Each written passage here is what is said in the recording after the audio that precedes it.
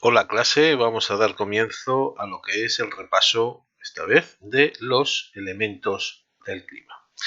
Y empezamos con una presentación que tenemos aquí al lado, que podéis ver, que os dejaré colgado también en la página web para que podáis acceder a ella. De acuerdo, empezamos con la insolación y la nubosidad, o las horas de sol, que aproximadamente tenemos en España, las cuales son muchas, obviamente, porque superamos sobradamente las 2000 horas.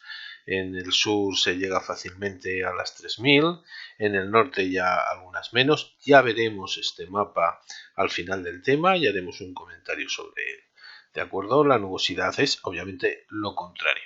Como podéis ver, pues bueno, muy soleadas de 2800 horas, ¿de acuerdo? Y las podéis ver, van en conjunto con, obviamente, con la temperatura media, y como veis, el área del Mediterráneo y las Canarias son las zonas más soleadas, y por el contrario, las zonas menos soleadas tenéis que iros a las zonas montañosas, que suelen estar cubiertas por nubes y que obviamente son las que marcan los mínimos, ¿de acuerdo?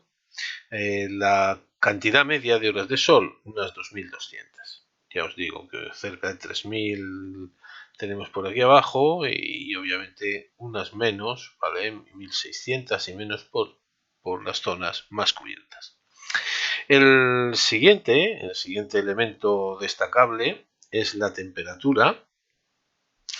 La temperatura es la cantidad de calor que tiene la atmósfera en un momento dado y en un punto concreto, ¿vale? Es importante porque se va a distribuir obviamente la vida vegetal, la vida animal, nuestra propia existencia se condiciona en base a la temperatura, y ya veremos que obviamente pues bueno, va a sufrir también modificaciones porque los factores que comentamos al principio, como viene aquí, de acuerdo, los factores que intervienen son la latitud, cuanto más al norte más frío, ¿vale? La altitud, cuanto más hacia arriba más frío, ¿os acordáis del efecto Foehn, del gradiente térmico como iba disminuyendo en altitud? Y la influencia del mar, cuanto más cerca se está del mar, las temperaturas son más suaves y los contrastes son menores. ¿De acuerdo? ¿Cómo se mide? Pues bueno, aquí lo tenéis, se mide con el termómetro y generalmente en grados centígrados. ¿De acuerdo? También se utiliza el Fahrenheit, que es muy típico en los países anglosajones y cuyo cálculo se hace con, pues si es en grados centígrados pasados a Fahrenheit, se emplea una pequeña fórmula, no tiene mucha complicación, ¿de acuerdo? Y bueno, pues tampoco, cada vez más se están empleando el sistema métrico y en este caso el empleo de grados centígrados para unificar en todo el planeta. Dentro de la temperatura hay que destacar algunas cosas, como es la amplitud térmica, que es la diferencia entre la temperatura media del mes más frío y la del mes más cálido, con lo cual lo que podemos ver es cómo se agrava el síntoma de continentalidad, si os dais cuenta en esta zona, en que supera los 20 grados. La diferencia, obviamente, es una zona interna que hace mucho frío en invierno, y después en verano en esta zona y más al sur las temperaturas se elevan, y la diferencia entre la media del mes más frío, generalmente enero, con la media del mes más cálido, obviamente produce eso, que la amplitud térmica, que puede ser diaria, solemos tener en cuenta para clasificar los climas la anual, ¿de acuerdo? Es la que marca esa continentalidad. Si es muy amplia, estamos hablando del interior. Si es menor e incluso menor de 8 grados, como tenemos aquí, pues estamos hablando de las Canarias o de la costa, ¿vale? También, teniendo en cuenta como base a la temperatura, tenemos que hablar de las heladas, porque obviamente esto se produce cuando la temperatura baja de 0 grados. El agua que ha precipitado o que por el simple hecho de enfriarse una masa de aire se ha condensado en la superficie, acaba congelándose, ¿de acuerdo?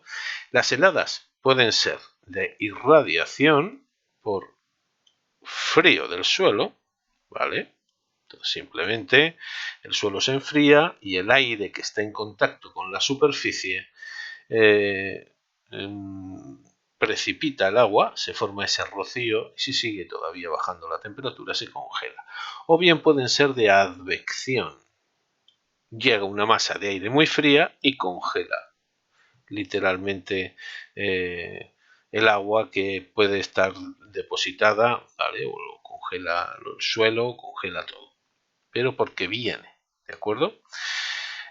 Con esto, obviamente, si veis la distribución y la continentalidad y veis esta mancha, esa amplitud térmica y esa diferencia térmica, como marca también los momentos de heladas, ¿de acuerdo? Aquí tenéis los días medios de heladas del 2002 al 2012, que os puede, bueno, mostrar un poquito cómo ha ido evolucionando por las distintas comunidades autónomas. ¿Vale? Pasamos al siguiente. Dentro de la humedad tenemos la humedad, nieblas y calimas. Primero, una explicación de lo que empleamos. Nosotros solemos emplear la humedad relativa, pero hay obviamente una humedad absoluta, que es la cantidad de vapor de agua que está disuelta en un metro cúbico de aire a una temperatura concreta. ¿De acuerdo? Aquí podéis ver que según la temperatura, ¿de acuerdo?, la cantidad de agua de gramos por metro cúbico es mayor. Cuando el aire está más cálido, 40 grados, la cantidad de agua llega a más de 50 gramos por metro cúbico. ¿De acuerdo? Y obviamente si enfría, pues cabe bastante menos. Por eso, obviamente, cada vez que se enfría la masa de aire, suelta el agua que no puede contener. ¿Por qué hablamos de humedad relativa y por qué hablamos de porcentajes? Porque en realidad el 100% solamente puede existir cuando obviamente llueve. Mientras tanto, en líneas generales, lo que nos vamos a encontrar es un porcentaje de agua disuelto en ese metro cúbico. Entonces, a esa cantidad, a ese porcentaje, es a lo que nos referimos como humedad relativa. ¿De acuerdo? Y bueno, la humedad, además, como podemos ver, va a conformar unos tipos de nubes que además se van a desarrollar en diferentes altitudes y que obviamente, pues bueno, son sobradamente conocidas. Aquí tenéis un esquema y podéis ver las características. Están muy relacionadas con, si os acordáis, con los tipos de frentes, ¿de acuerdo? Y van asociadas a ellos.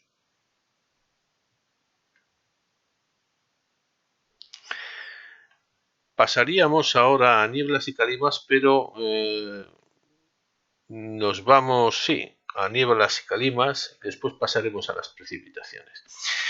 Parte de esa humedad también se van a generar las nieblas, ¿de acuerdo? Que simplemente es que hay una capa que se enfría y se condensa y está a nivel de suelo, o sea, es una nube que está a nivel de suelo, mientras que las calimas son brumas secas de polvo y se suelen dar en verano, ¿de acuerdo? Esa es la diferencia.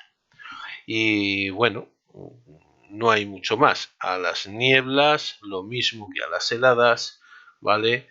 Pueden ser por irradiación, ¿de acuerdo? O por advección. O bien nos vienen, por ejemplo, es muy frecuente que lleguen por la costa nieblas, algunas, por ejemplo, en principios de verano y ocupan la ciudad de Málaga, mientras que otras obviamente simplemente por el cambio de temperatura respecto al suelo y la masa de aire que tenemos encima, que es más cálida, el suelo está muy frío y esa masa de aire condensa.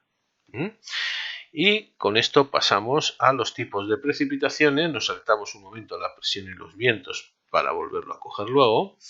Las precipitaciones, por estar directamente relacionadas con la humedad, como podéis ver, no es ni más ni menos que la condensación y precipitación de agua, que lo puede hacer en diversos estados, líquido o sólido, o en un estado semisólido como es la nieve, ¿de acuerdo? Y generalmente se da a barlovento la mayoría y a sotavento al ganar temperatura disminuyen. Eso ya lo habíamos visto, el efecto Foehn, y por lo tanto pasamos. ¿Qué tipos de precipitaciones nos vamos a encontrar? ¿De acuerdo? Nos vamos a encontrar precipitaciones convectivas, por convección. Se calienta la superficie terrestre y entonces se produce una elevación del aire que va enfriándose y por lo tanto se va desarrollando una nube en altura, creando unos cumulonimbos de gran desarrollo y soltando unos chubascos tremendos. Suelen ser muy típicos en verano en el interior.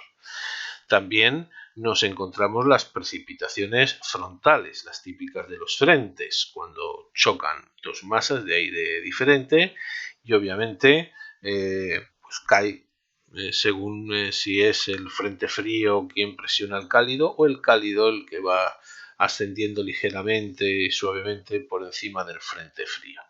¿De acuerdo? También las tenemos las de advección, que son las que nos vienen, frontales o de advección, las lluvias orográficas, que es la que hemos visto subiendo la montaña, y las convectivas. Aquí tenéis, ¿vale? Y a cada una de ellas le influye algún factor concreto, ¿de acuerdo? Unas de advección referente a la circulación general atmosférica nos vienen desde lluvias que nos vienen desde el frente polar, la altitud, las lluvias orográficas, bien, o las lluvias convectivas, ¿vale? Porque se calienta el suelo. Y pues bueno, ¿qué datos tenemos nosotros pluviométricamente?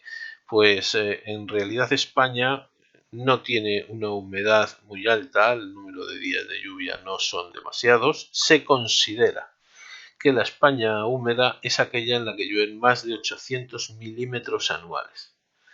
¿De acuerdo? La seca entre 300 y 800 y la árida menos de 300. Podríamos decir que más al norte, aunque lluevan menos de 800, se le puede decir subhúmeda, porque obviamente la bajada media de las temperaturas tampoco hace que reclame el suelo más agua, con lo cual obviamente se puede ajustar un poquito. Eso ya lo veremos con las clasificaciones de los climas. ¿De acuerdo? Si volvemos hacia atrás, hacia la presión y los vientos, la presión es el peso de la atmósfera a nivel del mar, que son 1013,5 hectopascales o milibares, pero bueno, se redondean 1015, como ya sabéis, ¿de acuerdo? Y se van a crear, obviamente, altas y bajas presiones. Las altas presiones dinámicas son aquellas que ocupan toda la columna atmosférica, ¿vale? Y las térmicas son aquellas que ocupan una zona determinada y que pueden desaparecer con un cambio de temperatura, sin más, ¿de acuerdo? Pero lo que sí que hay que tener en cuenta es que estas líneas que veis y que giran en los anticiclones siguiendo las agujas del reloj y en las borrascas, al contrario, se llaman isobaras. Las isobaras podemos decir que son los caminos por donde circula el viento. De tal manera que si vemos cómo circula el aire por aquí, podemos ver también, obviamente, cómo llega ese aire, de qué condiciones llega a la península. En este caso, como podéis ver, hay como una zona estable, sin aire. Si esto estuviera aquí, ese aire podría estar viniendo de Centro Europa. Si este anticiclón fuera más profundo, nos metiese una isobara por aquí, nos estaría entrando aire de Centro Europa directamente a la península. Esto lo veremos después estudiando los mapas de tiempo. Para la velocidad del tiempo tenemos la escala de Beaufort, que la tenéis por ahí, la he dejado también en la página web por si la queréis ver.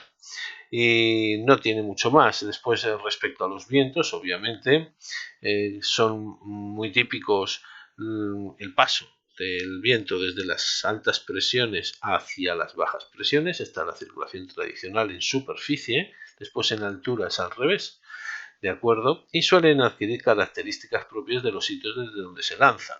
Con lo cual, pues bueno, y los nombres que se les suele dar a estos. De esa manera, pues el cierzo en Aragón, ¿de acuerdo? O las brisas marinas, pues ya sabemos qué características más o menos tienen cada una.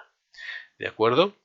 Y pasamos, habíamos visto ya esto, al último de los elementos, que es la evapotranspiración, la evaporación, evapotranspiración y el concepto de aridez, que va a ser bastante importante después a la hora de analizar los climas y que tenéis que tener bastante en cuenta.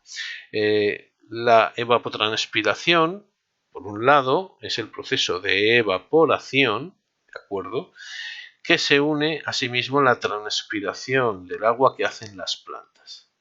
De esa manera, ¿de acuerdo?, podemos calcular el grado de aridez, si es mayor o menor de un suelo, y también por la cobertura vegetal que tiene y la capacidad que tiene para soportar, pues, la sequía, ¿de acuerdo? La evapotranspiración depende de la temperatura y la humedad del aire, también de los vientos y de las cualidades de esos vientos, ¿vale?, y la cantidad de agua que haya. Para calcular la aridez, ¿de acuerdo?, se emplean dos índices. Por un lado, el de Gaussian, que calcula la aridez mensual. Se coge un mes y si a la temperatura media de ese mes se le multiplica por 2 y es mayor o igual al total de precipitaciones en milímetros, es un mes árido. Eso en un dibujo se ve porque la curva que representa la temperatura, ¿de acuerdo?, está por encima de las columnas de precipitación de ese mes. Y esta zona nos está indicando que hay aridez. Mientras que si la curva no sobrepasa, no hay aridez. Pero el índice que más nos interesa en este caso es el índice de Martón, o el índice general anual, el cual tiene una escala. ¿Cómo se calcula? Pues bueno, a las precipitaciones totales del año se le divide entre la temperatura media más 10. ¿De acuerdo? Y según el dato que nos da, nos dice qué tipo de clima es. En este caso, si supera los 30, es húmedo. Si va de 20 a 30, semihúmedo. Si va de 10 a 20, semiárido. De 5 a 10, estepario. Y menos de 5, hablamos de un clima desértico. Aquí tenéis el índice de Martón, ¿vale?, para que lo podáis calcular. ¿De acuerdo? El índice de Gaussian ya os digo que es meramente mensual y vamos a trabajar con el de Martón. Ya veréis que el otro no tiene mucho más. Y con esto termino la explicación de los elementos y ya lo siguiente será dar paso a los tipos de tiempo, en los cuales veremos los mapas meteorológicos, por lo menos verlos y comentarlos, para que no nos pille fuera de juego el tema si es que cae en el examen.